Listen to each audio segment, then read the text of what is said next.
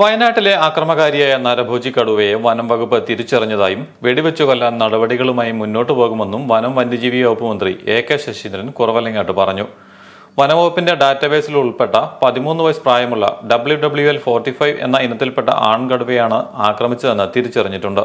നരഭോജി കടുവയാണെന്ന് തിരിച്ചറിഞ്ഞതിനാൽ വെടിവെച്ചു കൊല്ലാൻ chief wild life warden ഉത്തരവിട്ടിട്ടുണ്ട്.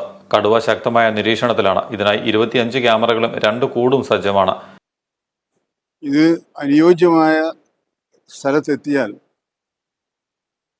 വെടിവെച്ച് കൊല്ലുന്നതിനുള്ള എല്ലാ നടപടികളും സ്വീകരിച്ചു കഴിഞ്ഞിട്ടുണ്ട്.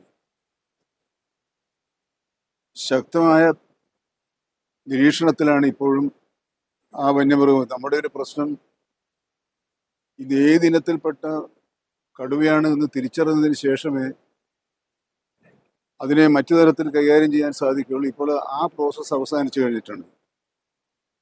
ഇപ്പോഴും 25 ട്രാപ്പ് ക്യാമറയും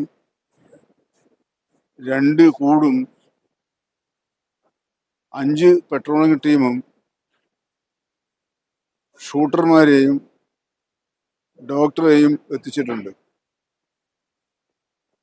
ഇടയ്ക്കുള്ള കാലതാമസത്തിന് ഒരു കാരണം ആനിമൽ ആൻഡ് നാച്ചുറൽ എന്ന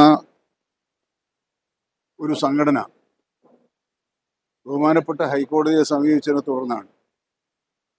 എന്നാൽ ഹൈക്കോടതി ജനകീയ താല്പര്യം ഉയർത്തിപ്പിടിച്ചുകൊണ്ടുള്ള ഒരു വിധി ന്യായമാണ് ഇന്നലെ പുറപ്പെടുവിച്ചിട്ടുള്ളത്. അനാവശ്യമായ കാലതാമസം ഉണ്ടാക്കുന്നതിനും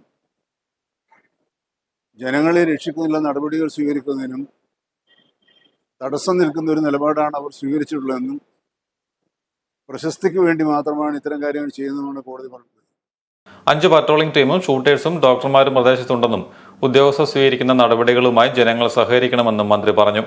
വയനാട്ടിൽ കടുവയുടെ ആക്രമണത്തിൽ ശനിയാഴ്ചയാണ് ബത്തേരി വാഗേരിയിൽ കൂടല്ലൂർ മൂടക്കൊല്ലി സ്വദേശി മരോട്ടിത്തറപ്പിൽ പ്രജീഷ് കൊല്ലപ്പെട്ടത്.